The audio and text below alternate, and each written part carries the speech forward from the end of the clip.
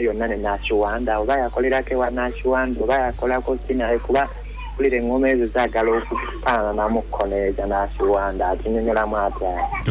Omanyi waliwo kiiki ezimu eziba ezaba kati Nashiwanda alina do ndowooza beesi ye ebanga kuba bagiyita batya mulina gundi eyo eringa eya bandi eno egira Nashiwanda yasabula n'agwa naye kati nze ne Nashiwanda in fact simukubira nkoladde essimu wadde naye okumpeereza ku message ku WhatsApp. Naye omukopa kati ate nze mba nkoppa sikopa Nashiwanda. Olina koppa banene nnyo. Si kyenjogedde ssebo. Mpulira ssebo. Nze kale nange naba menta bange nze kale producer akuba ekirungi muwuliriza. Ne Nashiwanda yakubako ebyakabi. Kale katugende ku project nga gwe kiki ekikuleese wano n'ekirala tunda kyokola bategera abantu. Nze saa zino oluyimba lwenina baluyita sale tokigeza n'oluyimba emyaka olwagula biti. Ye latest yange gye naaka producing and tokigeza n'oluyimba emyaka. Oluyimba olwo olwenyumirizaamu oluwulira olw'emyaka lwakabi kubanga nze lulina kye lunyongerako nga producer. Producer ngenda kuzza n'abantu ebibuuzo mbiraba bikyaliwo katugende ku muyimbi asembayo. Olunaku olwaleero kirina Swagzada tulina ebibuuzo n'ebyokuddamu ekisinga okuba ekirungi nti muganda wange Kalifa Aganaga ali mukuwuliriza waliwo wempulidde nga Aganaga yayimba kkiriza obagana kali mu nsonga. That's cool too. Okubanga at least kalo so ulira ku ekyo kiba kino tekiba kiri sajja kino kigezi nnyo okugeragiranya kuwa kabi nayo kyakabi konako kaba kawani kakabi nnyo gomayo kugera ku manchana bagambo yimanga Jay-Z wacho ine kirebozi kinene ate ng'oli mutono nnyo nga Swagback Chan Chaika noza mzee yandeeta watyo n'ekikirowoozi muganda wange ate n'ekikwasaganya nawe bimanya emiziki tuba tupika bikaseera boggola noza nawe okusakana lwaki tolina dread omanyi omusajja ono ekintu newunyisizaako nze mbadde simanyi nti namuyimbi layira man Swagzada is a presenter naye ogamba muyimbi era bwe tugenda ku bivulu Swagzada bamugulirawo ng'omuyimbi nze nandeeka ku gate ngenda okwennyirako banaye nti nze Kalondoozi nga Swagzada ali ku stage akutte kazindaalo lwaki gwe tolina style ya nviiri biki as in style y'enviiri oba nkikunyonyole ntya tonanaagira tubuulire nti oba okyakoppa oba okyali tolinawo majja. It's like this kiva ku kiki ky'ofuluma okitegeera tekiva ku ndabika gy'olabika wabula kiki ekikufuluma. You don't have to bet the dog to be a rasta man. What come out of you, my brother? Kiki ky'osobola okuwa ensi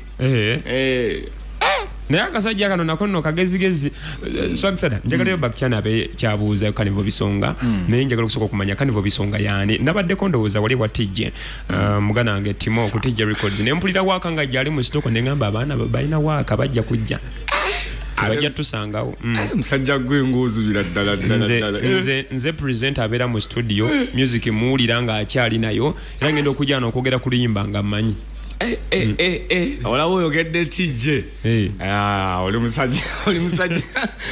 oli musajja muzubi ddala otambula ekintu ekituufu man kyakabi gwani Kanivo Bisonga reggae artist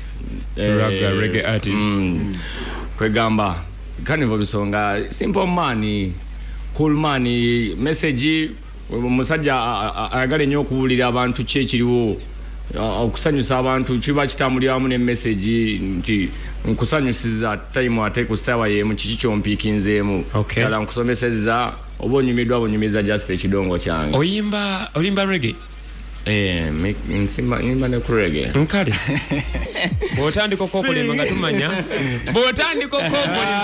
ate ekikulu olaba badde nja kukuba bubi nnyo naye ate sikuwulira wano mu ediseti nekase nnyo okubanga kuba Fyno jangu Fyno ajje wano tugenda kufunayo amasimu Fyno ajje wano awatudde Fyno jangu leero tulina okakasa abantu nti abayimbi bonna kyekimu ekisinga okubeera ekikulu kuguza abantu abantu waka ne tulaba omuntu nga bwakola Fyno tula wano, then we get to know the kind of work you people are doing, because waliwo enjawulo y'amannyo wakati w'abayimbi bano, naye I believe that we can do some good work. We want to make a collaboration on air. Ladies and gentlemen, receiving this one.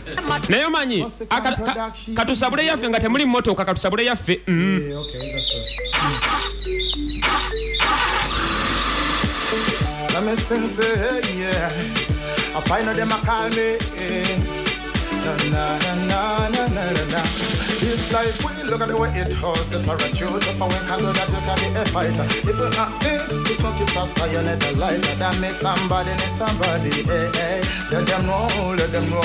The opportunity is coming there on the door. Father, let them know. Me have to let them know. Never call a bit here. Me want go. Carnival. Sing, baby. I saw me click, so me click. I saw me click, so me click, tag me click, so me click like a clock, so me click. Me no waste time pon the business, me I go sing for the people, them get it right. No for people, no for enemy in a place, but them not go people down ya. Umanina zali wanina Okuyimba. We manga jagala Okuyimba de kanaka say that take a nyimba mo dragons. You kire ko nemo bya fire, so ma come papa za mauli. Oba kuredi njagala mpulire kawo. TV station is on Naziva government in no Carnival the song I went on Sunday. In a the thing, me don't stick with just sticking at the thing. Pass over the back and by Mr. Cowie, knock your them stick with picking up with the band, pick it up, them are dead. This a mic fight, but them call him a battle of Toma,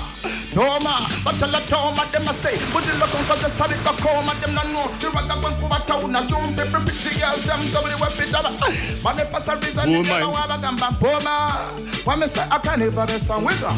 So me wake up in the morning, me think about it's a good walker. No people every place that me go to them say that me I go make it in the future. Them not go live in the mess. Nobody not there. You just blessing things that nobody not go curse. People enemy people them a do the things but they not go change we.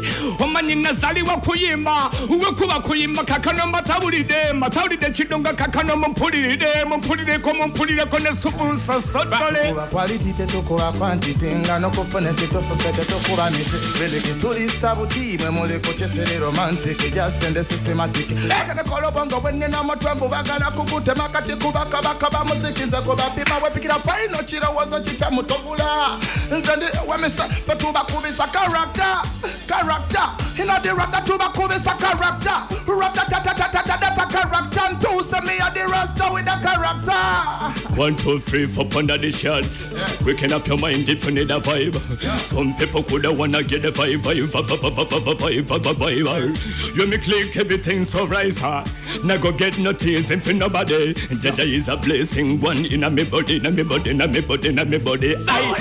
sing like I got no reason to cry now. Jaja is a blessing, one for floor me. Nobody never gonna put me in the tasty me. I go sing like I got no problem on me side.